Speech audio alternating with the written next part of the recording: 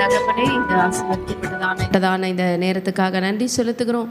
இந்த நாளில் கூட இந்த காலை ஆராதனையில் உம்முடைய பாதத்தில் அமர்ந்திருந்து உம்முடைய வார்த்தைகளை கேட்க நாங்கள் ஆயத்தமாக இருக்கிறோம். தேவனாகிய கர்த்தர் தாமே எங்களோடு கூட நீர் பேசுவீராக. இந்த நேரத்தை நாங்கள் உம்முடைய கரங்களில் ஒப்புக் கொடுக்கிறோம்.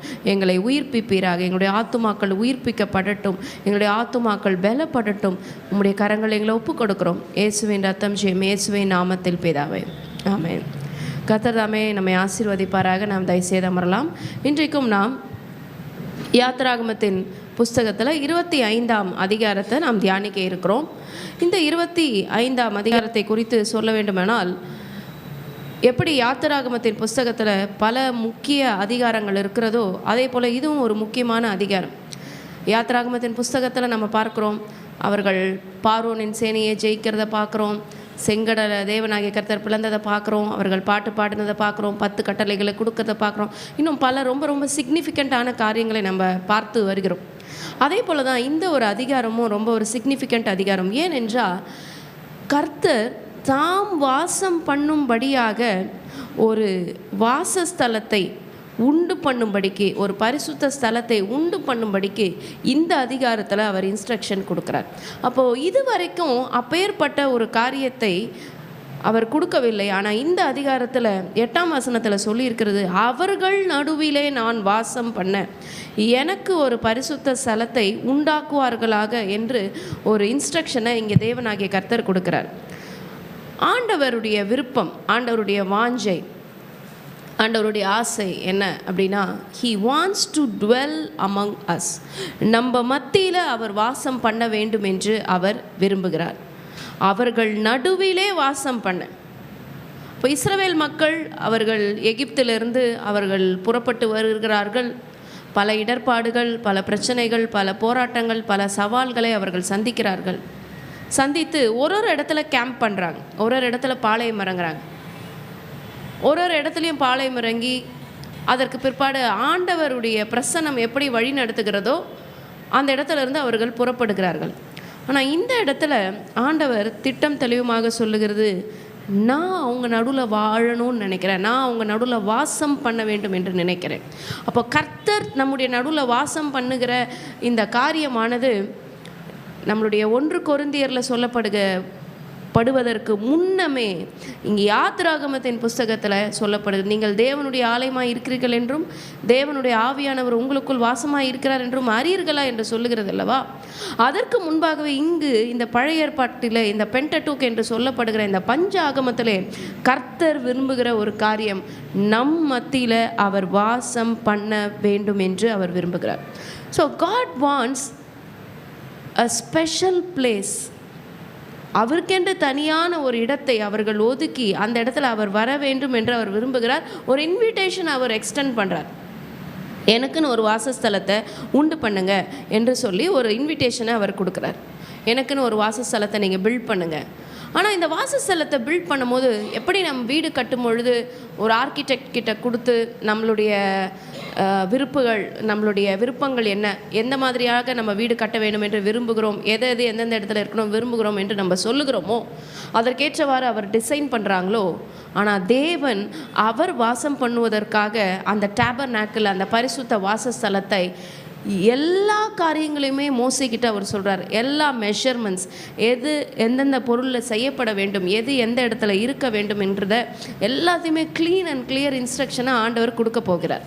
இந்த அதிகாரத்துக்குள்ளே நாம் பிரவேசிக்கும் பொழுது இந்த அதிகாரத்தில் மொத்தம் 40 வசனங்கள் இருக்கிறது. இந்த 40 வசனத்தை நாம் 4 பாகமாக பிரித்து கொள்ளலாம். முதலாவது பாகம் 1ஆம் வசனத்திலிருந்து 9ஆம் வசனம் வரைக்கும் பார்க்கும் பொழுது, கர்த்தருக்கென்று காணிக்கைகளை கொண்டு வாருங்கள் என்று அவர்கள் சொல்லுகிறார்கள். கர்த்தருடைய வாசஸ்தலத்தை கட்டும்படிக்கு காணிக்கைகளை கொண்டு வாருங்கள் என்று சொல்கிறார்கள். அடுத்தது 10ஆம் வசனத்திலிருந்து 22ஆம் வசனம் வரைக்கும் நம்ம பார்க்கும் பொழுது தேவனாகிய கர்த்தர் ஆர்க் ஆஃப் கவர்னன்ட், அதாவது உடன்படிக்கை பெட்டியை எப்படி கட்ட வேண்டும், உடன்படிக்கை பெட்டியை எப்படி செய்ய வேண்டும் என்கின்ற இன்ஸ்ட்ரக்ஷன்ஸை என்கின்ற காரியங்களை அவர் சொல்லுகிறார்.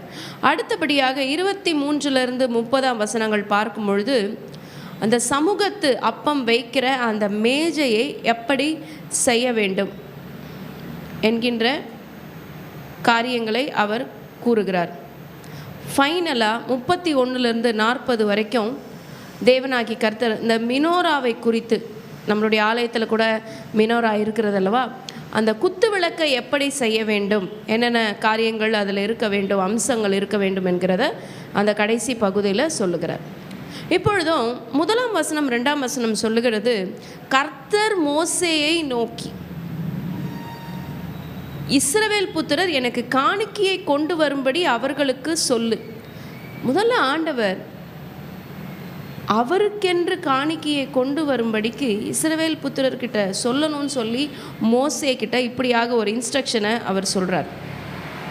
அப்போ காணிக்கையை கொண்டு வரும்பொழுது என்ன குணாதிசயம் இருக்க வேண்டும், என்ன கேரக்டர்ஸ் இருக்க வேண்டும் என்று இங்கே ஆண்டவர் சொல்லுகிறார். மனப்பூர்வமாய் உற்சாகத்துடன் கொடுப்பவன் எவனோ அவனிடத்தில் எனக்கு காணிக்கையை வாங்குவீர்களாக. So god has set very clearly, மனப்பூர்வமாய், வில்லிங் ஹார்ட். அப்போ it should not be a compulsion, it should not be a force. அது ஒரு கட்டாயத்தின் பேரில், ஒரு கட்டளையின் பேரில் அந்த காணிக்கையான காரியங்களை வாங்கக்கூடாது. ஆண்டவருடைய வசனம் சொல்லுகிறது, மனப்பூர்வமாகவும் கொடுக்க வேண்டும், உற்சாகமாகவும் கொடுக்க வேண்டும். அதாவது உள்ளத்தின் ஆழத்திலிருந்து அப்பேற்பட்ட ஒரு வாஞ்சையோடு கூட நாம் காணிக்கையை கொடுக்க வேண்டும். காணிக்கை கொடுக்கறதுங்கிறது ஏதோ ஒரு ஆண்டவர் சொல்லிட்டார் நம்ம கொடுக்கணும் அப்படிங்கிற மாதிரி இல்லாமல், ஃப்ரம் த இன்னர் செல்ஃப், ஏன் ஆண்டவர் என்ன பிளஸ் பண்ணியிருக்கார், என்ன பிளஸ் பண்ணதுனால ஏன் ஆண்டவருக்கு நான் இந்த காணிக்கையை கொடுக்கிறேன் என்று மனப்பூர்வமாகவும் கொடுக்க வேண்டும், உற்சாகமாகவும் கொடுக்க வேண்டும். அவனிடத்தில் இருந்து தான் அந்த காணிக்கையை வாங்க வேண்டும் என்று சொல்லுகிறார். அப்போ கர்த்தருடைய ராஜ்யமானது எப்படி, கர்த்தருடைய ராஜ்யம் ஆப்ரேட் பண்ணுது, கர்த்தருடைய ராஜ்யத்தை நம்ம எப்படி விஸ்தாரமாக்குறோம், கர்த்தருடைய ஆலயத்தில் எப்படி காரியங்களை செய்கிறோம், எப்படி ஊழியங்கள் பெருகுகிறது, அதனுடைய தேவைகள் எப்படி அப்படின்னு பார்க்கும் பொழுது இங்கே வசனம் சொல்லுகிறது போல, மனப்பூர்வமாய் உற்சாகமாக கொடுக்குறவங்களிடத்திலிருந்து வருகிற காணிக்கையை கொண்டு தான் கர்த்தருடைய ஆலயம், கர்த்தருடைய ஊழியமானது கட்டப்படுகிறது. அதனால் நம்ம ஃபோர்ஸ் பண்ணக்கூடாது. It should be of free willing, it should be of free willing. அவங்களே மனம் வந்து கர்த்தர் அவர்களுடைய இருதயத்தில் இடைப்பட்டார், ஆனால் அவர்களே மனம் வந்து உற்சாகமாய் கொடுக்கும் பொழுது தான் அந்த காணிக்கையை பெற்றுக்கொள்ள வேண்டும். Do willingly, offer willingly. அப்போ அந்த ஆஃபர் பண்ணும் பொழுது, ஆண்டவருக்கு அந்த காணிக்கையை கொடுக்கும் பொழுது, it does not involve just ஆண்டவர் சொல்லிட்டாரு அப்படிங்கிறது கிடையாது. It involves mind and heart. நம்மளுடைய சிந்தை, நம்முடைய இருதயம் ரெண்டுமே ஒர்த்து வந்து அந்த காணிக்கையை நம்ம படைக்க வேண்டும். சில நேரங்களில் நம்ம சில காரியங்களை யோசித்து நம்ம மூழ்கி போயிடுறோம். யாராவது ஏதாவது ஒரு காரியத்தை சொல்லும் பொழுது நம்ம யோசித்து நம்ம மூழ்கி போயிடுறோம். ஏன் அப்படின்னா, மைண்ட் ஹார்ட் அப்படின்னு சொல்லி 2 காம்பனன்ட்ஸ் நம்மளுக்குள்ளே இருக்குது. சிந்தை இருக்கிறது, இருதயம் இருக்கிறது.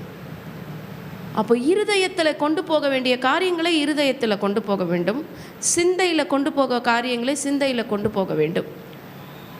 இப்போ சிந்தையில் ஒரு காரியத்தை நம்ம கொண்டு போனோம் அப்படின்னா, அதை நம்ம ஓகே இது இப்படி இருக்குது, நான் இப்படி பிளான் பண்ணிக்க போகிறேன், இதுக்கேற்ற மாதிரி நான் பண்ணிப்பேன். பட் இருதயத்தில் மனசு நம்ம கொண்டு போயிட்டோம் அப்படின்னா நம்ம ரொம்ப அப்செட் ஆகிடுவோம், ஹர்ட் ஆகிடுவோம்.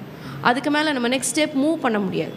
பட் இந்த காணிக்கை குறித்து இந்த இடத்துல சொல்லப்பட்டிருக்குது, உற்சாகமாக மனப்பூர்வமாக கொடுக்கணும். It involves both mind as well as heart. அப்போ நம்ம சிந்தையும் நம்ம ப்ரிப்பேர்டாக இருக்கணும், நம்முடைய இருதயத்தின் அளவிலும் நம்ம ப்ரிப்பேராக இருக்கணும்.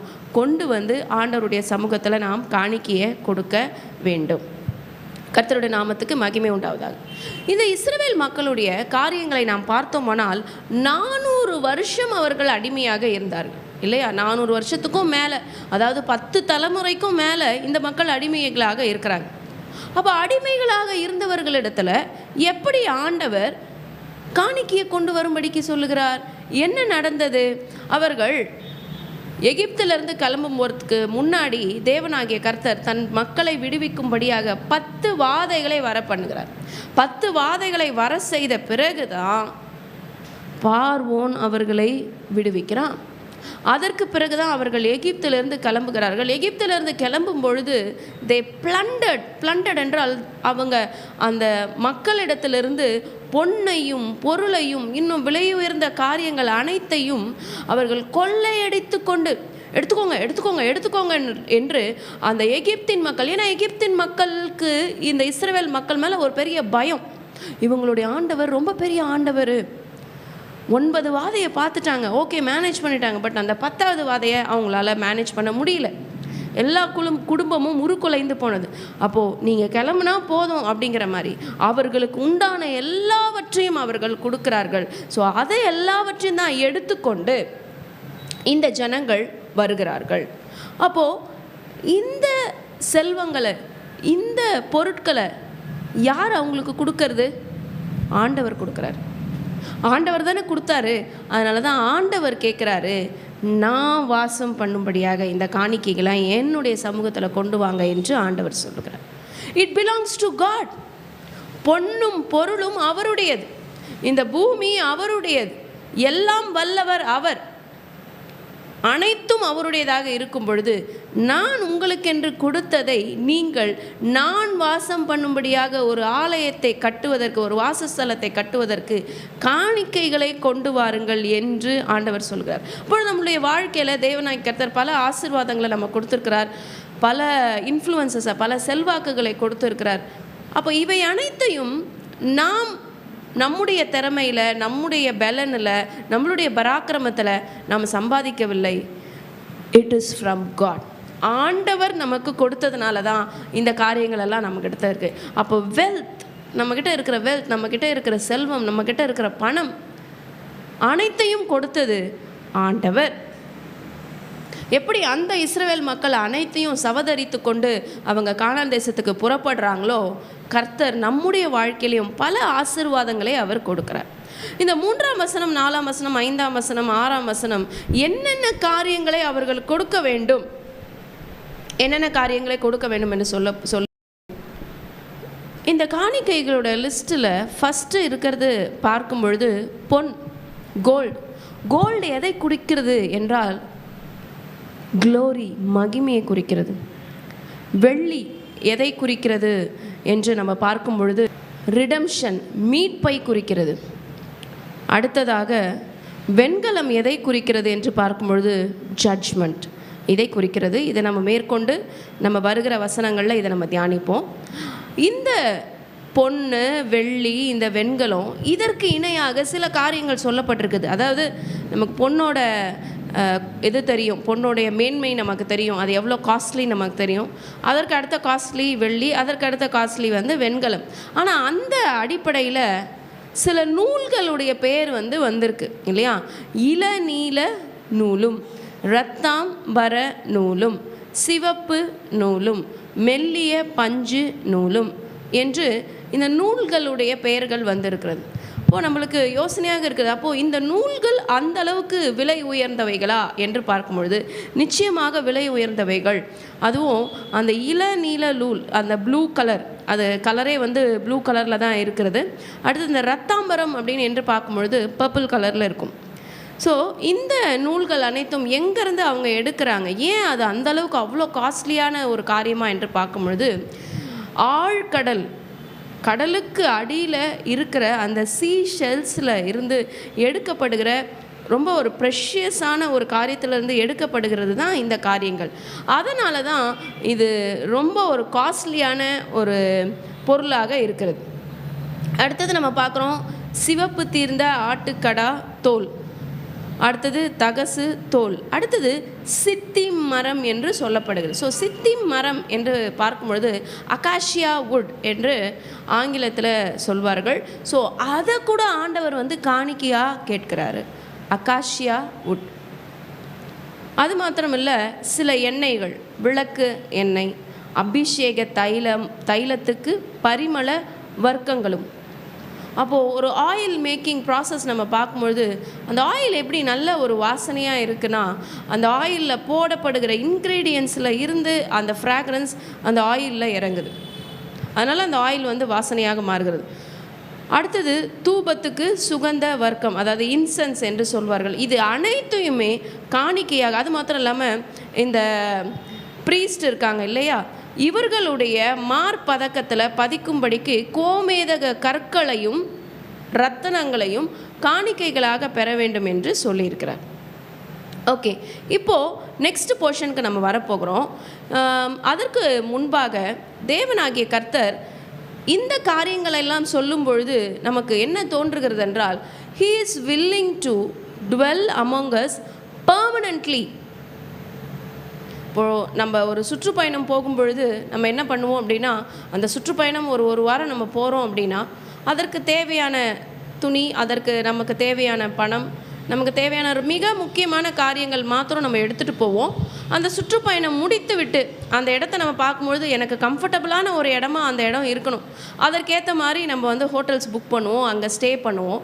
ஸ்டே பண்ண பிறகு மறுபடியும் நம்மளோட வீட்டுக்கு தான் நம்ம திரும்பி வரோம். Because it is our dwelling place. ஏன்னா அந்த இடத்துல தான் நம்ம வாசம் பண்ணுறோம். அது ஒரு பெர்மனண்ட்டான ஒரு இடத்துக்கு நம்ம மறுபடியும் திரும்பி வந்துடுறோம்.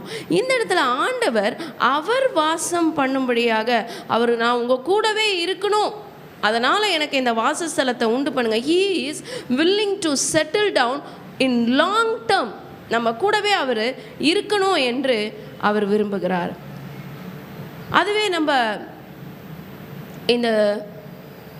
நம்மளுக்கு தெரிந்தபடி விக்கிரகங்களை எல்லாம் நம்ம பார்த்தோமானால் அந்த விக்கிரகங்கள் அனைத்தும் அதே இடத்துல தான் இருக்க போகிறது. they are not going to shift it to another place. இன்னொரு ஒரு இடத்துக்கு அவங்க அதை ஷிஃப்ட் பண்ண போகிறது கிடையாது. ஆனால் ஆண்டவர், நான் உங்கள் நடுவில் வாசம் பண்ணணும், லாங் டேர்மாக, ஷார்ட் டேர்ம் இல்லை, லாங் டேர்மாக அவங்க கூடவே நான் வாசம் பண்ண வேண்டும் என்று ஆண்டவர் சொல்கிறார். இப்போ அந்த சாங்சுவரி, அந்த பரிசுத்த ஸ்தலத்தினுடைய மாடல் நம்ம பார்க்கும் பொழுது நம்ம அனைவருக்கும் தெரிந்தபடி 3 பாகங்களாக அந்த பாகம் பிரிக்கப்படுகிறது. இன்றைக்கு நாம் அதை தியானிக்கவில்லை என்றாலும் அதை மேற்கோள் காட்ட விரும்புகிறேன். அப்போ மூன்று பார்ட்ஸாக அது இருக்கிறது. பிரகாரம், பரிசுத்த ஸ்தலம், மகா பரிசுத்த ஸ்தலம் என்று 3 பாகமாக அது இருக்கிறது. அப்போ பிரகாரத்தில் மக்கள் பலியிட வருகிற மக்கள் அவர்கள் தங்கள் பலியிட கொண்டு வருகிற காரியங்களை கொண்டு வரலாம். ஆசாரியர்கள் அவளிடத்துலேருந்து வாங்குவார்கள். அந்த இடத்துல ஒரு வெண்கல தொட்டி இருக்கும். ஸோ இந்த பிரகாரத்தில் எனிஒன் கேன் கம், யார் வேணாலும் வரலாம். அடுத்த ஸ்டேஜ் நம்ம பார்க்கும் பொழுது, அடுத்த இம்பார்ட்டன்ட் ஸ்டேஜ் பரிசுத்த ஸ்தலம். இப்போ அந்த பரிசுத்த ஸ்தலத்தில் யார் செல்வார்கள் என்று பார்க்கும் பொழுது ஆசாரியர்கள் மாத்திரம்தான் செல்ல வேண்டும். அவர்களுக்கென்று சில காரியங்கள், எப்படி நம்ம சபையில் நம்ம ரோஸ்டர் போட்டு இந்த காரியங்களை இவர்கள் செய்ய வேண்டும் என்று நம்ம ஒரு டைம் டேபிள் போட்டிருக்கோமோ, ஆசாரியர்களுக்கும் அப்படிப்பட்டதான ஒரு டைம் டேபிள் இருந்தது. அந்த சமூகத்து அப்பமும் சரி, அந்த குத்து விளக்கும் சரி, அணையாதபடிக்கு அவர்கள் பார்த்து கொள்ள வேண்டும். அப்போ இந்த காரியங்களை எல்லாம் அந்த ஆசாரியர்கள் செய்ய வேண்டும். So they will be in the time table basis. இந்த டைம்லேருந்து இந்த டைம் இவங்க பண்ணணும், அந்த டைம்லேருந்து இந்த டைம் இவங்க பண்ணணும் அப்படிங்கிற மாதிரி ரவுண்ட் த கிளாக் அந்த ஒர்க்கை அவங்க பண்ணிகிட்டே இருப்பாங்க. அடுத்தது மகா பரிசுத்த ஸ்தலம் என்கின்ற ஒரு ரொம்ப இம்பார்ட்டண்ட்டான பிளேஸு, ஹோலி ஆஃப் ஹோலிஸ். அந்த மகா பரிசுத்த ஸ்தலத்தில் தான் உடன்படிக்கை பெட்டி இருக்கும். அந்த உடன்படிக்கை பெட்டி அந்த இடத்துல இருக்கும். அதற்கு முன்பாக ஒரு திரைச்சீலை, ஒரு ஸ்க்ரீனு இருக்கும். அந்த ஸ்க்ரீனுக்கு முன்பாக தான் நின்று வருஷத்துக்கு ஒரு முறை பிரதான ஆசாரியர், த சீஃப் ப்ரீஸ்ட், அவர் போய் அந்த டே ஆஃப் அட்டோன்மெண்ட் என்று சொல்லப்படுகிற பாவ நிவர்த்தி நாளில் அவங்க போய் அவங்களுடைய பாவங்களுடைய நிவர்த்திக்காக போய் ஆண்டவரிடத்தில் விண்ணப்பம் பண்ணுவாங்க. ஸோ இதுதான் நம்ம ஆண்டவருடைய டேபர்நாக்கிளோட டிசைன். இப்போது நெக்ஸ்ட் பார்ட்டுக்கு நம்ம போகிறோம். அடுத்த பார்ட் நம்ம பார்க்கும்பொழுது சித்திம் மரத்தினால் ஆன ஒரு பெட்டியை பண்ண கடவீர்கள் என்று ஆண்டவர் சொல்லுகிறார், அகாஷியா வுட். அப்போ இந்த அகாஷியா வுட்டோடைய பிக்சர் நம்ம பார்க்கலாம். இதோட பிக்சர் பார்க்கும்பொழுது எப்படி இருக்குன்னா, ஒரு ஸ்மூத்தாக, ஒரு நல்ல ரவுண்டாக, ஒரு பெருசாக, ரொம்ப ஈஸியாக கட் பண்ணுற மாதிரி அது இல்லை. அது ஏதோ சாதாரணமாக சிம்பிளாக very thin wood, very thin. அது மாத்திரம் இல்லை, இட் இஸ் ஆல்சோ தானி, அது முட்கள் உள்ள ஒரு மரமாகவும் இருக்கிறது. ஆனாலும் ஆண்டவர் எத்தனை மரங்கள் இருந்தாலும் இந்த அகாஷியா வுட், இந்த சித்தி மரத்தை அவர் சூஸ் பண்ணியிருக்கார். நம்மளுடைய சுற்றுப்பகுதியில் நம்ம பார்க்குறோம் நிறைய உடன் திங்ஸ் எல்லாம் நம்ம எந்த மரத்தில் செய்வோம்னால் தேக்கு மரத்தில் செய்வோம். அது ரொம்ப காஸ்ட்லி இல்லையா? அது சாண்டல்வுட் இன்னும் காஸ்ட்லி. அந்த மாதிரி காரியங்கள் நம்மளிடத்தில் இருக்காது. இன்னும் கொஞ்சம் மேல் தரப்பட்ட மக்களிடத்தில் அந்த சாண்டல்வுட் திங்ஸ்லாம் இருக்கும். அப்போ இந்த உட்டெல்லாம் பார்க்கும் பொழுது அதை எடுத்து அதை பண்படுத்தி அதை ஒரு காரியமாக உருவாக்குகிறது வந்து ஈஸியான ஒரு காரியம். ஆனால் இந்த அக்காஷியா வுட், இந்த சித்தி மரம் அப்படிங்கிறது ரொம்ப சிம்பிளான ஒரு மரம். அந்த மரத்தை தேவனாகிய கர்த்தர் சூஸ் பண்ணியிருக்கார். அதே போல தான் நம்மை தேவனாகிய கர்த்தர் அவருக்கென்று தெரிந்து இருக்கிறார். He can mold us. அந்த மரத்தை, சித்தி மரத்திலிருந்து எப்படி உடன்படிக்கை பெட்டி ஆண்டவர் வந்து செய்வதற்கு அந்த ப்ராசஸ் நடக்குதோ, அதே போல தான் சாதாரணமான நம்மை தேவனாகி கர்த்தர் தெரிந்தெடுத்து அசாதாரணமான மக்களாக நம்மை மாற்றுகிறார். இந்த நேரத்தில் நான் ஒரு கோட் சொல்ல விரும்புகிறேன், ஒரு பொன்மொழி சொல்ல விரும்புகிறேன். God does not calls the qualified. அதாவது ஆண்டவர் ரொம்ப குவாலிஃபைடாக, ரொம்ப மெத்த படித்தவர்களை அவர் தனக்கென்று தெரிந்து கொள்வது இல்லை. ஆனால் God qualifies the called. ஆண்டவர் தான் அழைத்தவர்களை மேன்மைப்படுத்துகிறார். தான் அழைத்தவர்களை அவர் மேன்மைப்படுத்துகிறார். அப்படி தான் இந்த அக்காஷியா வுட் பார்க்கும்பொழுது ரொம்ப சிம்பிளான வுட்டு, ஆனாலும் ஆண்டவர் அந்த உடன்படிக்கை பெட்டியை செய்யும்படிக்கு அந்த வுட்டை தான் அவர் சூஸ் பண்ணியிருக்கார். எத்தனையோ மரங்கள் இந்த உலகத்தில் இருந்தாலும் காட் சோஸ் த அக்காஷியா வுட். ஆண்டவர் அந்த சித்தி மரத்தை தான் அவர் தேர்ந்தெடுத்தார். இந்த சித்தி மரத்தினால் அந்த பெட்டியை எப்படி செய்ய வேண்டும் என்று சொல்லியிருக்கிறாரு. அதனோட நீளம் 2.5 முழம், அதனுடைய அகலம் 1.5 முழம், அதனுடைய உயரம் 1.5 முழம். God is very specific. இப்படி பண்ண இல்லை. He is very clean and clear in detail. அடுத்தது சொல்கிறாரு, அந்த பெட்டி செய்த பிறகு அதை எங்கும் பசும் பொன் தகட்டால் மூடுவாயாக. நீ அதன் உட்புறத்தையும் அதன் வெளிப்புறத்தையும் அதனால் மூடி அதன் மேல் சுற்றிலும் பொன்னினால் திறனையை உண்டாக்கி என்று இந்த இடத்துல ஆண்டவருடைய வசனம் சொல்லுகிறது.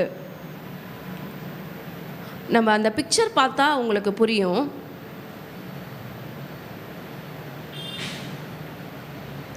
இந்த பிக்சரில் நம்ம பார்க்கும்பொழுது சுற்றிலும் அவங்க பொன் தகட்டை வச்சு மூடுறாங்க. மூடிட்ட பிறகு அதன் சைடில் 4 பொன் வளையங்களை வார்ப்பித்து அவைகளை அதன் 4 மூலைகளிலும் போட்டு ஒரு பக்கத்தில் 2 வளையங்களும் மறுபக்கத்தில் 2 வளையங்களும் இருக்கும்படி வைத்து சித்தி மரத்தினால் மறுபடியும் சித்தி மரத்தினால் தண்டுகளை செய்து அவைகளை பொன் தகட்டால் மூடி அந்த தண்டுகளால் பெட்டியை சுமக்கும்படிக்கு அவைகளை பெட்டியின் பக்கங்களிலிருந்து வளையங்களிலே பாய்ச்ச கடவாய். அப்போ இந்த உடன்படிக்கை பெட்டியை எப்படி சுமக்க வேண்டும் என்று ஆண்டவர் டிசைன் பண்ணியிருக்காரு அப்படின்னா, இப்போ இந்த டேபர்னக்கிள்ங்கிறது ஆண்டவர் இந்த இடத்துல வாசம் பண்ணணுன்றாரு. ஆனால் இது இதே இடத்துல இருக்க போகிறது கிடையாது. அவங்க அடுத்த இடத்துக்கு அவங்க பாளையம் இறங்க போகும்பொழுது இதே செட்டப்பை அவங்க கொண்டு போய் அந்த இடத்துல ஃபிக்ஸ் பண்ணுவாங்க. ஆனால் ஆண்டவர் வந்து இறங்குவது, வாசம் பண்ணுவது அந்த இடத்துல தான் வந்து இறங்கி வாசம் பண்ணுவார். அப்போது இந்த இடத்துல நம்ம பார்க்கும் பொழுது அந்த தண்டுகள் பெட்டி, அந்த 14ஆம் வசனம் சொல்லுகிறது, அந்த தண்டுகளால் பெட்டியை சுமக்கும்படிக்கு அவைகளை பெட்டியின் பக்கங்களிலிருந்தும் வளையங்களிலும் பாய்ச்ச கடவாய். அப்பொழுது எப்படி தூக்க வேண்டும் என்றால், மீதி காரியங்கள் எல்லாம் தூக்குவதற்கு நம்ம மிருகங்களை யூஸ் பண்ணி, அந்த கார்ட்டை யூஸ் பண்ணி நம்ம கொண்டு போகலாம். ஆனால் இந்த உடன்படிக்கை பெட்டியை அவர்கள் தோளிலே தான் சுமக்க வேண்டும் என்று ஆண்டவர் சொல்லியிருக்கிறார். தோளிலே அவர்கள் சுமக்கும் பொழுது என்ன நடக்கும் என்றால், நம்மளே ஒரு பொருளை நம்ம இப்படி கொண்டு போனோன்னா அது யார் கையிலையும் தெரியாது. அதுவே நம்ம தோளில் சுமக்கும் பொழுது, நம்ம ஒரு குழந்தைய கையில் பிடிச்சி நம்ம கூப்பிட்டு போகும்போது தூரத்துலேருந்து பார்க்கும்போது தெரியாது. அதுவே அந்த குழந்தைய நம்ம தோள் மேலே தூக்கும் பொழுது, தோல் மேலே அப்படி உட்கார வைக்கும் பொழுது அனைவருக்கும் தெரியும். அப்போது ஆண்டவருடைய பிரசன்னத்தை அனைவரும் பார்க்கும்படியாக நாம் தூக்க வேண்டும். அப்போ ஆண்டவருடைய பிரசன்னம் எந்த இடத்துல வந்து இறங்கும் என்றால், இந்த உடன்படிக்கை பெட்டியின் மேலே தான் வந்து இறங்க போகிறது. அப்போ இந்த உடன்படிக்கை பெட்டியை சுமக்கிற ஒரு பாக்கியத்தை சில ஆசாரியர்கள், அதாவது கோகாத்தின் புத்திரர்களுக்கு ஆண்டவர் வந்து கொடுத்துருக்கிறார். அப்போ அந்த பாக்கியத்தை போல தேவனாகி கர்த்தர் நமக்கும் கொடுத்துருக்கிறாரு. ஏன்னா இந்த கான்டெம்பரரி வேர்ல்டில் இப்பொழுது நாம் வாழ்ந்து கொண்டிருக்கிற இந்த நேரத்தில் புதிய ஏற்பாட்டின் வசனத்தின் படிக்கை நாமே தேவனுடைய ஆலயமாக இருக்கிறோம். நமக்குள்ளே தேவனுடைய ஆவியானவர் வாசம் பண்ணுகிறார். ஆமென். இப்பொழுதும் இந்த உடன்படிக்கை பெட்டியை குறித்து நாம் இன்னொரு காரியத்தை நம்ம பார்க்க போகிறோம். கிருபாசனம், மர்சி சீட் என்று இருக்கிறது. பசும் பொன்னினாலே கிருபாசனத்தை பண்ணுவாயாக. அது 2.5 முழ நீளமும் 1.5 முழ அகலமும் இருக்க கடவுது. பொன்னினால் 2 கேருபீன்களை செய்வாயாக. பொன்னை தகடாய் அடித்து அவைகளை செய்து கிருபாசனத்தின் 2 ஓரங்களிலும் வைப்பாயாக. ஒரு ஓரத்தில் ஒரு கேருபீனையும், நீங்கள் அந்த பிக்சர் பார்த்தீங்கன்னா உங்களுக்கு கிளியராக புரியும். மறுபுறத்து ஓரத்தில் மற்ற கேருபீனையும் பண்ணிவை. அந்த கேருபீன்கள் கிருபாசனத்தின் 2 ஓரங்களிலும் அதனோட ஏக வேலையாய் இருக்கும்படிக்கு அவைகளை பண்ண கடவாய் என்று சொல்லுகிறார். இப்போ இந்த மர்சி சீட், அந்த கிருபாசனம் என்று பார்க்கும் பொழுது நமக்கு தெரியும், நம்முடைய ஆண்டவர் நீதியுள்ள நியாயாதிபதி. அவர் பாவத்தை பாராத சுத்த கண்ணர். ஆண்டவர் அவருக்கு விரோதமாக செய்கிற காரியங்கள் எல்லாம் அவர் நின்று நியாயம் தீர்க்க போகிறார். பட் ஸ்டில் இந்த இடத்துல ஆண்டவருடைய இன்னொரு குணாதிசயத்தை நம்ம பார்க்கிறோம். கிருபையின் ஆண்டவராக அவர் இருக்கிறார். கிருபாசனத்து அண்டையில் அவர் வருகிறார்.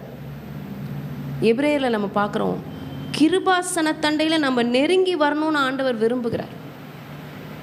கிருபாசனத்தண்டையில் நெருங்கி வரணும்னு சொல்லி ஆண்டவர் நினைக்கிறார். இந்த உடன்படிக்கை பெட்டிக்கு உள்ள என்ன இருக்குன்னு நம்ம பார்க்கும்பொழுது 16ஆம் வசனம் சொல்லுகிறது, நான் உனக்கு கொடுக்கும் சாட்சி பிரமாணத்தை அந்த பெட்டியிலே வைப்பாயாக. இப்போ சாட்சி பிரமாணம் சொல்லி இந்த இடத்துல சொல்லப்பட்டிருக்குது. பட் வாட் இஸ் தட் சாட்சி பிரமாணம்? It is a stone tablet of the 10 commandments. ஆண்டவர் நமக்கு கொடுத்த 10 கட்டளைகள். நாம் எப்படி வாழ வேண்டும் என்று திட்டமாக தெளிவாக பேசப்பட்டது தான் இந்த 10 கட்டளை. நம்ம யோசிக்கலாம், 10 கட்டளைங்கிறது பஞ்சாகமத்தில் அந்த பென்டடூக்கில் அன்னைக்கு ஆண்டவர் மோசேக்கு கொடுத்தாரு, இஸ்ரவேல் மக்கள் கொடுத்தாரு. பட் இன்றைக்கு அந்த காரியங்கள் எப்படி எனக்கு உதவ போகிறது? இன்றைக்கும் அதில் உள்ளவைகளை நான் செய்ய வேண்டுமா? It should be heartified in our heart. அது நம்மளுடைய இருதயத்தில் வரையப்பட வேண்டிய, இருதயத்தில் பொதிக்கப்பட வேண்டிய ஒரு காரியமாக இருக்கிறது. பழைய ஏற்பாட்டில் உள்ள காரியங்களை நிறைவேற்றதான் ஆண்டவராக இயேசு கிறிஸ்து இந்த பூமிக்கு வந்தார். அப்போ ஆண்டவர் ஃபாலோ பண்ணாரா? ஃபாலோ பண்ணார். ஃபாலோ பண்ணிவிட்டு சிம்பிளாக மாற்றி கொடுத்துட்டாரு. ஃபாலோ பண்ணிவிட்டு சிம்பிளாக 2 கட்டளைகளாக மாற்றி கொடுத்து விட்டார். ஆனால் இந்த கட்டளைகளை நாம் பின்பற்றும் பொழுது தேவனாகிய கர்த்தருடைய ஆசீர்வாதத்தை நாம் பெற்றுக்கொள்ள முடியும். இப்பொழுது இருக்கிற இந்த கான்டெம்பரரி வேர்ல்டில் எதை பார்த்தாலும் நமக்கு இது எனக்கு இருந்தால் நல்லாயிருக்குமே, இது எனக்கு கிடைச்சா நல்லா இருக்குமே அப்படின்னு சொல்லி நம்ம யோசிக்கிறோம். ஆனால் 10 கட்டளை சொல்கிறது, பிறனுக்குள்ள யாதொன்றையும் நீ ஈச்சியாது இருப்பாயாக. நம்ம எங்காலிவ்ஸில் இந்த 10 கமாண்ட்மெண்ட்ஸை நம்ம ஃப்ரேம் பண்ணி நம்ம பிள்ளைகளுக்கு நம்ம கொடுத்தோம். ஏன் இந்த காரியங்கள் அந்த பிள்ளைகளுடைய மனதில் ஆழமாக பதிய வேணும். Put God first. ஆண்டவரை முதல்ல வைங்க. காடை தவிர, ஆண்டவரை தவிர வேறு எதுக்கும் முக்கியத்துவம் கொடுக்காதீங்க. Honour your parents, celebrate the day of sabbath என்று எல்லா கட்டளைகளையும் நம்ம பிள்ளைகளுக்கு சொல்லி கொடுத்துருக்குறோம். நீங்களும் அதை திரும்பி திரும்பி வீட்டில் பிள்ளைகளுக்கு ரிமைண்ட் பண்ணுங்கள். கர்த்தருடைய நாமத்துக்கு மகிமை உண்டாதாக. இப்பொழுதும் மறுபடியும் இந்த அதிகாரத்துக்குள்ளார நம்ம வரும்பொழுது இந்த உடன்படிக்கை பெட்டியை குறித்து, இந்த உடன்படிக்கை பெட்டிக்கு பிறகு 21ஆம் வசனம் சொல்லுகிறது, கிருபாசனத்தை பெட்டியின் மீதில் வைத்து பெட்டிக்குள்ளே நான் உனக்கு கொடுக்கும் சாட்சி பிரமாணத்தை வைப்பாயாக என்று சொல்கிறார். அங்கே நான் உன்னை சந்திப்பேன். I will meet you. அப்போ ஆண்டவர் நம்மளை எந்த இடத்துல மீட் பண்ணுவேன்னு சொல்லி இங்கே சொல்லியிருக்காரு அப்படின்னா, அந்த கிருபாசன தண்டையில் நான் உன்னை மீட் பண்ணுவேன். Throne of grace. Throne of grace. அந்த 2 கேருபீன்கள் நடுவில் இருந்து நான் இஸ்ரவேல் புத்திரருக்காக உனக்கு கற்பிக்கப்பட போகிறவைகள் எல்லாவையும் உன்னோடே சொல்லுவேன் என்று சொல்லுகிறார். இப்போ இன்றைக்கும் த்ரோன் ஆஃப் கிரேஸ் நமக்கென்று இருக்கிறது. அந்த வசனத்தை நம்ம எடுத்துக்கொள்வோம். 4:16 சொல்லுகிறது, இரக்கத்தை நாம் பெற்றுக்கொள்ள வேண்டுமானால், சகாயம் செய்யும் கிருபையை நாம் பெற்றுக்கொள்ள வேண்டுமானால் நம்ம தைரியமாக ஒரு இடத்துக்கு போகலாம். அதுதான் ஆண்டவரோட த்ரோன் ஆஃப் கிரேஸ், ஆண்டவருடைய கிருபாசனம். ஆமென். இந்த வசனத்தை நம்ம குறித்து கொள்வோம். எபிரேயர் 4:16. அடுத்த பகுதிக்கு நேராக நம்ம கடந்து செல்லலாம். அடுத்தது மேஜையை குறித்து சொல்லப்படுகிறது. சித்தி மரத்தால் ஆன ஒரு மேஜையையும் உண்டு பண்ணுவையாக. பாருங்களேன், எல்லாமே அந்த சித்தி மரம் தான். எது புறக்கணிக்கப்பட்டிருக்கிறதோ, எது ரொம்ப சிம்பிளாக இருக்குதோ, எது பல பேருடைய அட்டென்ஷனை அது பெறலையோ, அதை தான் ஆண்டவர் சூஸ் பண்ணி ஒரு மேன்மையுள்ள இடத்திலே அந்த மரத்தினால் ஆன பொருட்களை அவர் வைக்கிறார். அதே போல தான் நாமும் புறக்கணிக்கப்பட்டு, கைவிடப்பட்டு, நிந்திக்கப்பட்டு, அவமானப்பட்டு இருக்கிற நம்மை தான் தேவனாகிய கர்த்தர் சூஸ் பண்ணி அவருடைய ஊழியத்தை செய்யும்படிக்கு ராஜரீக ஆசாரிய கூட்டமாக நம்மை நியமித்து இருக்கிறார். ஆமென். இந்த 23ஆம் வசனம் சொல்லுகிறது, சித்தி மரத்தால் உன மேஜையை உண்டு பண்ணுவையாக. அந்த மேஜையோட மெஷர்மெண்ட்ஸை சொல்லியிருக்காங்க. நம்ம அந்த பிக்சர் பார்ப்போம். அது 2 முழ நீளமும் அது 1 முழ அகலமும் 1.5 முழ உயரமாக இருக்க கடவுது. அதையும் மறுபடியும் சொல்லியிருக்காரு, பசும் பொன் தகட்டால் மூடி சுற்றிலும் அதற்கு பொன்னினால திறனையை உண்டாக்கி. மறுபடியும் அந்த சட்டத்தை குறித்து, அந்த கார்னர்ஸை குறித்து, அதையும் பொன் வளையங்களை ரெடி பண்ணி அந்த 4 மூலைகளில் வைத்து அந்த பொன் வளையங்களை வச்சு தான் அதை தூக்க வேண்டுங்கிற மாதிரி அவர் சொல்லியிருக்கார்.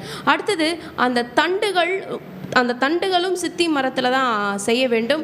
அடுத்தது மறுபடியும் அதையும் பொன் தகட்டால் மூடணும். அந்த மேஜை சுமக்கப்பட வேண்டும். அந்த மேஜையும் சுமக்கப்பட வேண்டும் என்று இந்த இடத்துல ஆண்டவர் சொல்லியிருக்கிறார். சரி, அந்த மேஜை மேலே என்ன இருக்குன்ற நம்ம இருக்க வேண்டும் என்று பார்க்கும்பொழுது 30ஆம் வசனம் சொல்லுகிறது, மேஜையின் மேல் நித்தமும் என் சந்நிதியில் சமூகத்து அப்பங்களை வைக்க கடவாய். இந்த சமூகத்து அப்பங்கள் அந்த பிக்சர் நம்ம பார்க்கும்பொழுது டோட்டலி 12 பிரெட்ஸ். ஒரு சைடில் 6, இன்னொரு சைடில் 6. இந்த 12 பிரெட்ஸ் ஈவினிங் ஆனால் அதை எடுத்துகிட்டு திரும்பி ரீப்ளேஸ் பண்ணணும், திரும்பி புதுசாக வைக்கணும். அதை யார் கன்சியூம் பண்ணலாம், அதை யார் சாப்பிடலாம் அப்படின்னா ஆசாரியர்கள் சாப்பிடலாம். அடுத்த செக்மெண்ட்டுக்குள்ளே நம்ம போகும்பொழுது ஆண்டவர் குத்து விளக்கை எப்படி செய்ய வேண்டும் என்று அவர் சொல்லுகிறாரு. God is holy but still he shows mercy to us. இந்த உடன்படிக்கை பெட்டியின் காரியங்களை குறித்து நாம் தியானித்தோம். ஆண்டவர் ரொம்ப பரிசுத்தமானவர். அந்த கிருபாசனத்தின் மேலே அவர் வராரு. he is very very holy. அவர் ரொம்ப பரிசுத்தமான ஒரு ஆண்டவர். ஆனாலும் நம் மேலே கிருபையாக இருக்க அவர் இந்த இடத்துல வாக்குத்தத்தம் பண்ணியிருக்கிறார். நான் உன் மேலே கிருபையாக இருப்பேன், ஏன் கிருபாசன தண்டை கிட்ட வா என்று ஆண்டவர் சொல்லுகிறார். பாருங்கள், எபிரேயர் 4:16 இல்லை, யாத்திராகமம் 25ஆம் அதிகாரத்திலே ஆண்டவர் இந்த காரியங்களை வாக்குத்தத்தம் பண்ணியிருக்கிறார். So the Bible verses everything is connected to ஒரு வசனம் ஒன்றாக இருக்கிறது. அது வேறு ஒரு வசனத்தோட லிங்காக இருக்கும். ஆண்டவருடைய காரியங்கள் பழைய ஏற்பாட்டிலும் சொல்லப்பட்டிருக்கிறது, புதிய ஏற்பாட்டிலும் சொல்லப்பட்டு இருக்கிறது. இந்த குத்து விளக்கை குறித்து நம்ம பார்த்தோமானால், நம்மளுடைய ஆலயத்தில் இருக்கிற குத்து விளக்கை நீங்கள் பார்த்துருப்பீங்க அப்படின்னு நினைக்கிறேன். இந்த குத்து விளக்கையும் பசும் பொன்னினால தான் உண்டாக்க வேண்டும் என்று ஆண்டவர் சொல்லியிருக்கிறார். அது மாத்திரமல்ல, இந்த குத்து விளக்குடைய பிக்சர் நம்ம பார்ப்போம். இப்போ உங்களுக்கு இன்னும் கிளியராக புரியும். இந்த குத்து விளக்குடைய சராசரி எடை எவ்வளவாக இருக்கும் அப்படின்னா 35 kg கோல்டு. நம்மளால் யோசித்து கூட பார்க்க முடியவில்லை இல்லையா? அந்த பசும் பொன் பியூர் கோல்டு உடைய எடை அப்ராக்சிமேட்லி 35 kg கோல்டு இருக்கும் அப்படின்னு சொல்லி ஆர்கியாலஜிஸ்ட், வேத ஆராய்ச்சியாளர்கள் சொல்கிறாங்க. இப்போ இந்த குத்து விளக்கை பார்க்கும்பொழுது நடுவில் ஒரு தண்டு இருக்குது. வலப்பக்கமாக 3 தண்டுகள், இடப்பக்கமாக 3 தண்டுகள் இருக்கிறத நாம் பார்க்குறோம்.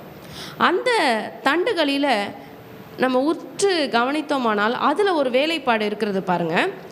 ஒவ்வொரு கிளையிலே வாதுமை கொட்டைக்கு ஒப்பான 3 மொக்குகளும் 1 பழமும் 1 பூவும் இருப்பதாக. God is very specific. Our God is very very specific. ஏதோ ஏனாதானோ என்னமோ பண்ணு இல்லை. He is very specific in everything. The measurements, the sizes, அந்த ஸ்ட்ரக்சர் எல்லாத்தையும் அவர் சொல்லுகிறாரு. இதில் நம்ம பார்த்தோமானால் அந்த 3 பக்கம், இந்த பக்கம் இருக்கிற 3, இந்த பக்கம் இருக்கிற 3ல் பார்க்கும்பொழுது ஒரு தண்டுலேயும் 3 பூக்கள் இருக்குது பாருங்கள். ஆனால் அந்த நடுவில் இருக்கிற தண்டில் மட்டும் 4 பூக்கள் இருக்குது பாருங்கள். உங்களுக்கு புரியுதா? 35ஆம் வசனம் சொல்லுகிறது பாருங்க, அதிலிருந்து புறப்படும் 2 கிளைகளின் கீழ் ஒரு பழமும், வேறு 2 கிளைகளின் கீழ் ஒரு பழமும், மற்ற 2 கிளைகளின் கீழ் ஒரு பழமும் இருப்பதாக விளக்கத்தண்டிலிருந்து புறப்படும் 6 கிளைகளுக்கும் அப்படியே இருக்க வேண்டும் என்று சொல்லி ஆண்டவர் இந்த இடத்துல சொல்லி இருக்கிறார். விளக்கு தண்டிலோ வாதுமை கொட்டைக்கு ஒப்பான 4 மொக்குகளும் பழங்களும் பூக்களும் இருப்பதாக என்று சொல்லியிருக்கிறார். இப்போது இந்த விளக்கு நம்ம பார்க்குறோம் இல்லையா, இந்த விளக்கில் அவர்கள் விடுகிற எண்ணெய் அந்த மேலே இருக்கிற அந்த இடத்துல மாத்திரம் இருக்க போகிறதில்ல. அவங்க விட்டாங்க அப்படின்னா அது ஃபுல்லாக எல்லா உள்ள வரைக்கும் அது ட்ராவல் பண்ணி போய் நிற்கும். இப்போது நம்மளிடத்துல இருக்கிற குத்து விளக்கை நீங்கள் பார்த்துருக்கீங்க இல்லையா, அந்த குத்து விளக்குகளை அந்த மேலே ஒரு பகுதி இருக்கும், ஒரு குமிழாக ஒரு பகுதி இருக்கும், அந்த இடத்துல தான் நம்ம வந்து ஆயில் ஊற்றுவோம்.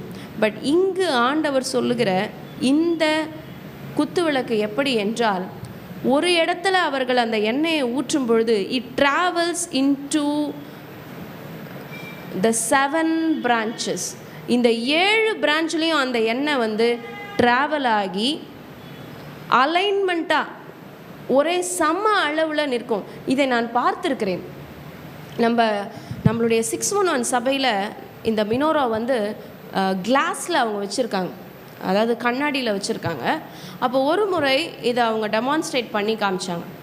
அப்போது அவர்கள் அதை ஊற்றும் பொழுது, அந்த ஆயில் அவர்கள் ஊற்றும் பொழுது அந்த ஆயில் அப்படியே உள்ளே ட்ராவல் பண்ணுது. அப்படியே கொஞ்சம் கொஞ்சம் நம்ம எப்படி ஒரு பாத்திரத்தில் ஒரு திரவத்தை லிக்விடை நம்ம ஊற்றும் போது அப்படியே ரைஸ் ஆகுதோ, அவங்க ஒரு சைடு ஊற்றுற அந்த ஆயில் வந்து அப்படியே ரைஸ் ஆகி மேலே வரைக்கும் அந்த 7 தண்டுலேயும் ஈக்குவலாக அலைன்மெண்ட்டாக வந்து நிற்கிது. அப்போது அந்த மாதிரியான ஒரு டிசைனை தான் கர்த்தர் இந்த இடத்துல சொல்லியிருக்கிறாரு. அடுத்தது 37ஆம் வசனம் பார்க்கும்பொழுது, அதில் 7 அகல்களை செய்வாயாக, அதற்கு நேர் எதிரே எரியும்படிக்கு அவைகள் ஏற்றப்பட கடவுது. இந்த காரியங்கள், இந்த மாதிரிகள், இந்த மாடல்ஸ் எல்லாம் ஆண்டவர் என்ன ஸ்பெசிஃபிகேஷன்ஸ் அவர் கொடுத்துருக்கிறாரோ அதை அப்படியே செய்ய வேண்டும் என்று ஆண்டவர் இதை அப்படியே செய்யும்படிக்கு எச்சரிக்கையாக இரு என்று சொல்லியிருக்கிறாரு. 39ஆம் வசனத்தில் சொல்லப்பட்டிருக்குது, அதற்குரிய பனிமுட்டுகள் அதற்குரிய யாவையும் 1 தாலந்து பசும் பொன்னினால் செய்ய வேண்டும் என்று ஆண்டவர் இந்த இடத்துல இன்ஸ்ட்ரக்ஷன்ஸ் கொடுத்துருக்கிறார். இப்போ நம்ம பார்க்குறோம், இந்த குத்து விளக்கினுடைய பர்பஸ் என்ன அப்படின்னா, இந்த பரிசுத்த ஸ்தலத்துக்குள்ளே எந்த ஒரு வெளிச்சமுமே இருக்காது இந்த குத்து விளக்கை தவிர. அப்போ பரிசுத்த ஸ்தலத்துக்குள்ளார போய் அவங்க அந்த சமூகத்து அப்பங்களை வைக்க வேண்டுமானால் அவர்களுக்கு அந்த வெளிச்சம் தேவை. அந்த வெளிச்சம் யார்? அந்த ஒளி யார்? ஆண்டவராகிய இயேசு கிறிஸ்து. சங்கீதம் 119 105 சொல்கிறது, உம்முடைய வசனம் கால்களுக்கு தீபமும் பாதைக்கு வெளிச்சமுமாய் இருக்கிறது. அந்த வார்த்தை, அந்த வசனம் தான் நம்முடைய ஆண்டவராகிய இயேசு கிறிஸ்து. அந்த வசனம் தான் நம்ம ஒவ்வொரு ஸ்டெப் ஆஃப் லைஃப்லையும், நம்மளுடைய வாழ்க்கையினுடைய ஒவ்வொரு பகுதியிலும் நம்மை வழி நடத்துகிறது அந்த வசனம் தான்.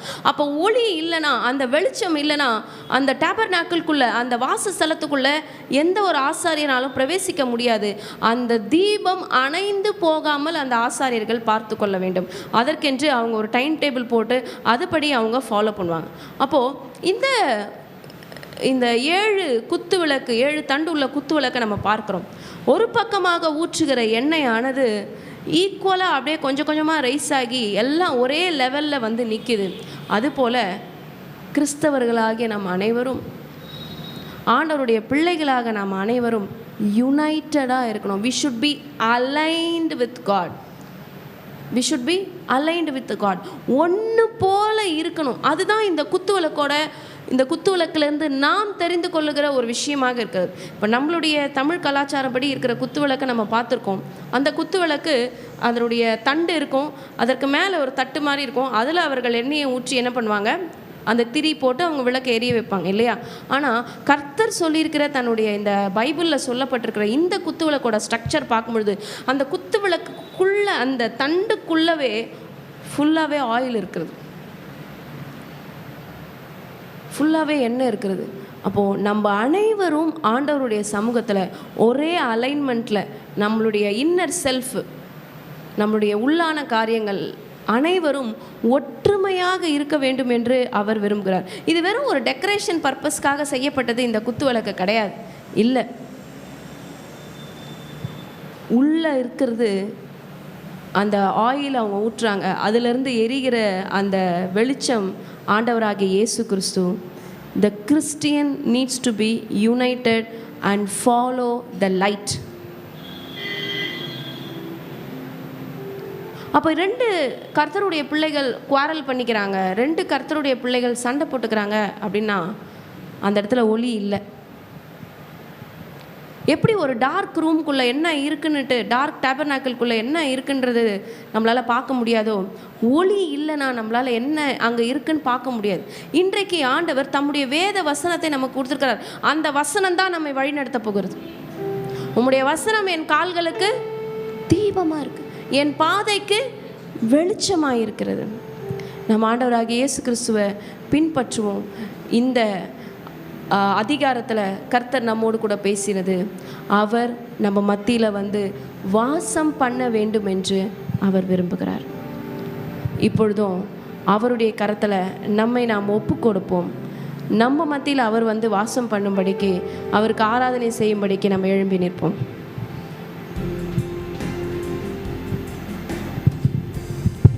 ஆண்டவரிடத்தில் நம்ம ஒப்பு கொடுப்போம். ஆண்டவர் நம்மை மனப்பூர்வமாக ஒப்பு கொடுப்போமா? அநேக சூழ்நிலைகளில் நம்ம ஆண்டவருக்கு காரியங்களை செலுத்துவோம். ஆனால் ஆண்டவர் இன்னைக்கு நம்மளை பார்த்து கேட்குது, மகளே மகளே மனப்பூர்வமாய் கொடுக்குறாயா என்று கர்த்தர் நம்மளை பார்த்து கேட்டு கொண்டிருக்கிறார். ஆண்டவர் நம்மையே நாமே மனப்பூர்வமாக ஒப்பு கொடுப்போம். ஆண்டவரே, எங்களை நாங்கள் இடத்துல ஒப்பு கொடுக்குறோம்ப்பா, எங்களோட ஆவியாத்மா சரீரத்தை கொடுத்து ஒப்பு கொடுக்குறோம், நீர் எடுத்து பயன்படுத்துகிற ஆண்டவர் சமத்தை சொல்லாமா? என்னையும் கையில் படைத்தேன் முழுவதுமா, என்னையும் பயன்படுத்தும், என்னையும் கையில் படைத்தேன் முழுவதுமாய், என்னையும் பயன்படுத்தும். குயவன் நீ களிமண்ணானும் சித்தம் நிறைவேற்றுமே, குயவன் நீ களிமண்ணானும் சித்தம் நிறைவேற்றுமே. சொல்லாமா? என்னை ஆண்டவரே, என்னையும் கையில் படைத்தேன் முழுவதுமாய், என்னையும் பயன்படுத்தும், என்னையும் கையில் படைத்தேன் முழுவதுமாய், என்னையும் பயன்படுத்தும், என்னையும் பயன்படுத்தும்.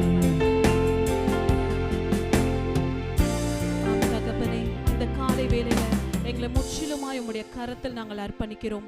இந்த நாளிலும் கூட யாத்ராகமம் 25வது அதிகாரம் மூலமாக எங்களோடு கூட நீர் பேசினீரே, உமக்கு நன்றி செலுத்துகிறோம் ஆண்டவரே. பரிசுத்த ஆவியானவரே, இந்த வேளையிலும் கூட எங்க மத்தியில நீங்க அசைவாட போவதற்காக உமக்கு நன்றி செலுத்துகிறோம். இயேசுவின் ரத்தம் ஜெயம், இயேசுவின் நாமத்தினால் பிதாவே, ஆமென். யாத்ராகமம் 25வது அதிகாரம் 10வது வசனம் முதல் சீத்தி மரத்தை குறித்து போடப்பட்டிருக்கிறது. வசனம் 10. சீத்தி மரத்தினால் ஒரு பெட்டியை பண்ண கடவாய், அதன் நீளம் 2.5 முழமும் அதன் அகலம் 1.5 முழமும் அதன் உயரம் 1.5 முழமாய் இருப்பதாக. இன்றைக்கு நம்ம பார்த்தோம், இந்த சீத்தி மரத்துடைய முக்கியத்துவத்தை குறித்து நாம் பார்த்தோம். அதன் மூலமாக கர்த்தர் வந்து சாட்சி பெட்டியும் மற்றும் அந்த சீத்தி மரத்தினால செய்யப்பட்ட ஒரு மேஜையும் கர்த்தர் வந்து உண்டாக்க மோசேயிடம் கட்டளை கொடுக்கிறாரு. இந்த நாளிலும் கூட இந்த சீத்தி மரத்தை நம்முடைய வாழ்க்கையோடு ஒப்பிட்டு பார்ப்போமே. ஒருவேளை அந்த சீத்தி மரம் வந்து பார்ப்பதற்கு வந்து அது அருமையாய் காணப்படாமல் இருந்தாலும் கர்த்தர் அதோடைய முக்கியத்துவத்தை பார்க்கிறார். ஒருவேளை இன்றைக்கு நாமும் கூட வெளியே பார்ப்பதற்கு வந்து நம்ம வந்து அந்த அவுட்டர் அப்பியரன்ஸ் சரியா இல்லைன்னா கூட கர்த்தர் நம்மை வைத்து நமக்குள்ளாய் காணப்படுகிற கர்த்தருடைய பார்வையில நாம் முக்கியமானவர்களாய் நாம் கருதப்படுகிறோம். கர்த்தர் நம்மை குவாலிஃபை பண்ண அவர் இந்த நாளிலும் கூட அவர் வாஞ்சிக்கிறாரு. இந்த நாள்ல எப்படி அந்த சீத்து மரம் பார்ப்பதற்கு முட்கள் நிறைந்ததாய் காணப்பட்டாலும் அந்த சீத்தி மரத்தை கர்த்தர் அதை மிருதாக்கி அதை மோல் பண்ணி அதை ஒரு மேஜையாக உண்டு பண்ணி அவருடைய பிரகாரத்தில் வைக்கும்படிக்கு ஒரு முக்கியத்துவத்தை கொடுத்திருக்கிறாரோ, இன்றைக்கு கர்த்தர் உங்களையும் என்னையும் கர்த்தர் இந்த சீத்தி மரத்தை போல மாற்றி அவருடைய மகிமைக்கென்று நம்மை மேன்மையாக்க வைக்க விரும்புகிறாரு. இந்த நாளிலும் கூட இந்த வசனம் என்னோடு கூட இடைபெற்றது. இந்த நாள்ல கூட நம்மை அர்ப்பணிப்போமா? ஒருவேளை இதுவரைக்கும் நாமும் கூட அந்த சீத்து மரத்தை போல நம்ம கடின குணமுடையவர்களாய் இருந்திருந்தோமானால், ஆண்டவருக்கு நம்மை விட்டு கொடுக்காம நான் என்னுடைய ஸ்தானத்துல தான் நான் இருப்பேன், ஆண்டவரே இதுவரைக்கும் நீங்க மோல் பண்றதுக்கு நான் அர்ப்பணிக்கல அப்படின்னு நீங்க நினைத்திருந்தீங்கன்னா, நம்ம ஒரு ஸ்டெப் நம்ம முன்பாக கடந்து வருவோமா?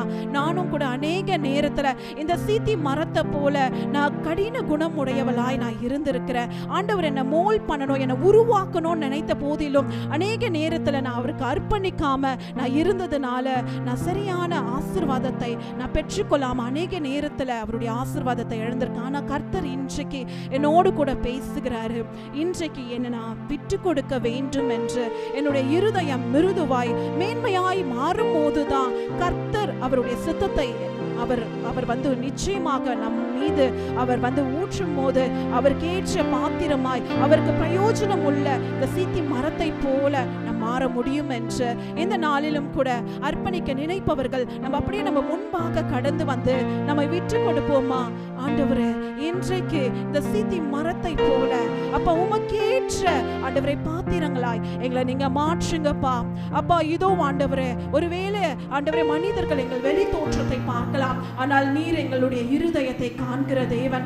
எங்களை உமக்கேற்ற பாத்திரமாய் ஆண்டவரே உமக்கு பிரயோஜனம் உள்ள ஆண்டவரே இயேசப்பா பாத்திரமாய் எங்களை மாற்றி உம்முடைய மேன்மைக்காக எங்களை பயன்படுத்தும் என்று அப்படியே நம்ம அர்ப்பணித்து நம்ம ஜெபிக்க போகிறோம். ஏதோ மனிதர்கள் மத்தியில் வாசம் செய்பவரே, எங்கள் நடுவிலே வசித்திட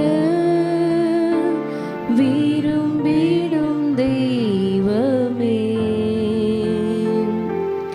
இதோ மனிதர்கள் மத்தியில் வாசம் செய்பவரே, எங்கள் நடுவிலே வசித்திட விரும்பிடும் தெய்வமே, உமக்கு சிங்காசனம் அமைத்திட உம்மை துதிக்கிறோம் இயேசுவே,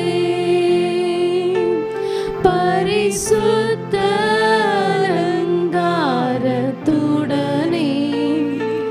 உம்மை தொழுகிறோம் இயேசுவே. உமக்கு சிங்காசனம், உமக்கு சிங்காசனம். ஆண்டவரே எங்க மத்தியில நீர் வருவீராக, எங்க மத்தியில நீர் கடந்து வாசம் செய்வீராக. இதோ என்னுடைய துதிகளை ஏறெடுக்கிறோம் அப்பா, பரிசுத்த அலங்காரத்துடனே உம்மை தொழுது கொள்ள வந்திருக்கிறோம் ஆண்டவரே. உம்மை தொழுகிறோம் இயேசுவே, எங்கள் மத்தியில்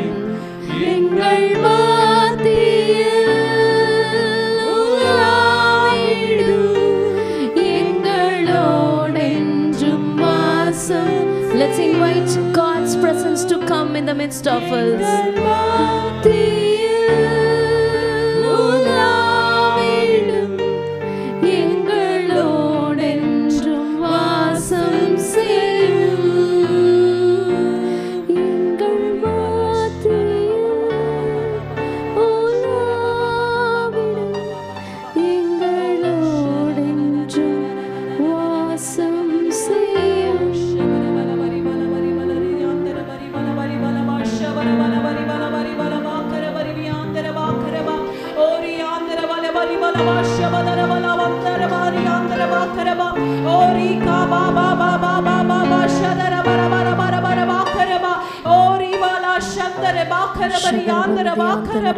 இந்த காலை வேளையிலே நாங்கள் முற்றிலுமாய் நாங்கள் அர்ப்பணிக்கிறோம் ஆண்டவரே.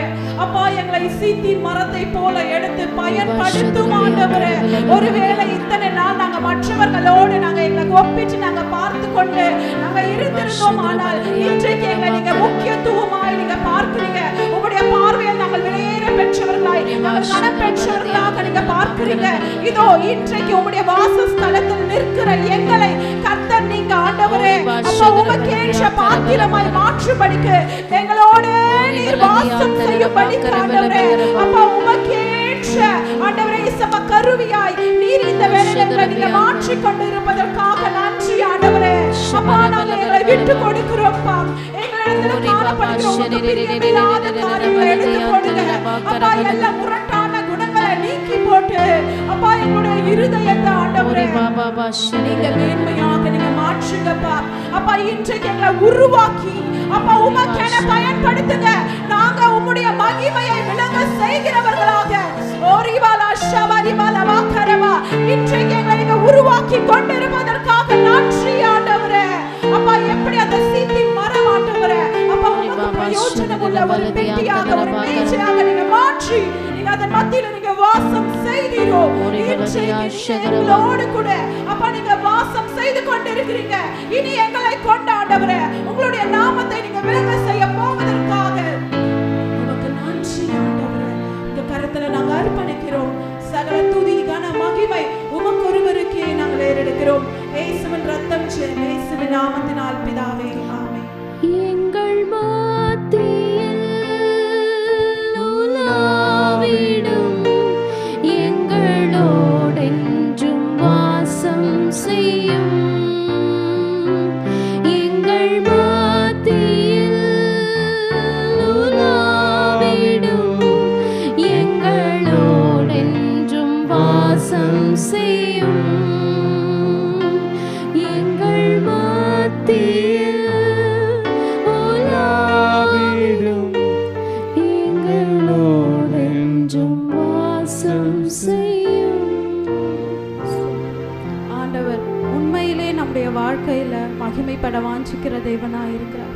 இன்றைக்கும் நம்ம யாத்திராகமம் 25வது அதிகாரத்துல 2வது வசனத்தை பார்ப்போம். இஸ்ரேல் புத்திரர் எனக்கு காணிக்கை கொண்டு வரும்படி அவர்களுக்கு சொல்லு. மனப்பூர்வமாய் உற்சாகத்துடன் கொடுப்பவன் எவனோ அவனிடத்தில் எனக்கு காணிக்கையை வாங்குவீர்களாக. இந்த 2வது வசனத்திலிருந்து 9வது வசனம் வரைக்கும் ஆண்டவருக்கு நாம் செலுத்தும் காணிக்கையை குறித்து போடப்பட்டிருக்குது. இந்த வசனங்களை நம்ம பார்க்கிறோம். ஆண்டவருக்கு நாம் எப்படி காணிக்கை செலுத்துகிறோம் என்று, நம்ம மனப்பூர்வமாக செலுத்துகிறோமா, உற்சாகமாய் செலுத்துகிறோமா என்று ஆராய்ந்து பார்ப்போம். ஆண்டவர் சொல்லுகிறார், நாம் செலுத்தும் காணிக்கை உள்ளத்தின் ஆழத்திலிருந்து மனப்பூர்வமாய் உற்சாகமாய் கொடுக்க வேண்டும். காணிக்கை என்பது நம் செய்கிற ஊழியத்தில் நம்ம எவ்வளோ நேரத்தை ஆண்டவருக்காக செலுத்துகிறோம் என்று, அவருக்காக எவ்வளோ ஓடுகிறோம் என்று நம்ம இன்றைக்கு நம்ம ஆராய்ந்து பார்க்கலாம். கர்த்தர் சொன்னார் என்று நம்ம செய்யாதபடிக்கு உள்ளத்தின் ஆழத்திலிருந்து நம்ம அவருக்கு கொடுக்க வேண்டும். அனைத்தையும் நம்ம ஆண்டவருக்காக கொடுக்கும்போது ஆண்டவராக இயேசு கிறிஸ்து நம்மை ஆசீர்வதிக்கிற தேவனாய் இருக்கிறார். நம்ம வசனங்களில் கூட நம்ம பார்க்குறோம். நீதிமொழிகள் 3:9 பார்க்குறோம், உன் பொருளாலும் உன் எல்லா விளைவின் முதற்பலனாலும் கர்த்தரை கனம் பண்ணு, அப்பொழுது உன் களஞ்சியங்கள் பூரணமாய் நிரம்பும், உன் ஆலைகளில் திராட்சரசம் புரண்டோடும் என்று. அதே போல் லூக்கா 6:38 பார்க்குறோம், கொடுங்கள் அப்பொழுது உங்களுக்கு கொடுக்கப்படும் என்று. இப்படியாக பல வசனங்களில் காணிக்கையை குறித்து நம்ம பார்க்குறோம். ஆனால் ஆண்டவர் கேட்கிறது, நம்ம உண்மையாக கொடுக்குறோமா, உற்சாகமாய் கொடுக்குறோமா, மனப்பூர்வமாய் கொடுக்குறோமா என்று. இன்றைக்கும் நம்மை ஒப்பு கொடுப்போம் ஆண்டவருக்கு. இன்றையிலிருந்து காணிக்கையை மனப்பூர்வமாய் கொடுப்போம் என்று நம்ம அர்ப்பணிக்கலாம். ஒருவேளை நானும் நிறைய நேரத்தில் நான் உண்மையாகவே ஆண்டவருக்கு நாங்கள் கரெக்டாக நாங்கள் கரெக்டாக கொடுக்குறோம். நான் கடந்த நாட்களில் பார்க்கும்போது 1 மந்த் நாங்கள் கொடுத்தா 1 மாதம் நாங்கள் விட்டுருவோம். இன்றைக்கி ஆண்டவர் என்கிட்ட பேசினது போலவே இருந்துச்சு. ஆனால் கொடுக்கணுன்ற அந்த ஒரு எண்ணம் இருக்கும். ஆனாலும் கொடுக்காத படிக்க ஏதாச்சும் ஒரு சில பிரச்சனைகள் வரும். ஆனாலும் இன்றையிலிருந்து ஆண்டவர் என்னோடு கூட பேசினது போலவே இருந்துச்சு. உண்மையாய் உள்ளத்தின் ஆழத்திலிருந்து கர்த்தருக்காக கொடுக்க வேண்டும் என்று. ஒருவேளை பல பேர் வந்து ஆண்டவருக்காக கொடுக்கணும் என்று நம்ம நினைப்போம். ஆனால் வந்து அது உள்ளத்தின் ஆழத்திலிருந்து கொடுக்க மாட்டோம். ஒரு கசப்போடு ஐயோ நம்ம கொடுத்துட்டா நம்ம மற்ற காரியங்களை எப்படி பண்ணுறது என்று நம்ம நினைப்போம். ஆனால் இன்றைக்கு நம்ம ஒப்பு கொடுக்கலாம். ஆண்டவரிடத்தில் நம்ம ஒப்பு கொடுத்து அவர்கிட்ட நம்ம மன்னிப்பு கேட்டு மறுபடியுமாய் கர்த்தருக்கு நம்ம கொடுக்க வேண்டிய காணிக்கையை அவருக்கு கொடுப்போம் என்று இன்றையிலேருந்து நம்ம தீர்மானிக்கலாம். நம்ம எல்லாரும் நம்மளுடைய இருதயத்தில் கைகளை வைத்து கொண்டு கர்த்தரிடத்தில் நம்ம ஜெபிக்கலாம். கர்த்தரிடத்தில் நம்மளை அர்ப்பணிக்கலாம், நம்மளை ஒப்பு கொடுக்கலாம். உண்மையாய் அவருக்காக நம்ம என்ன செய்யணுமோ அதெல்லாம் கர்த்தருக்காக செய்யலாம். எங்கள் மத்தியில்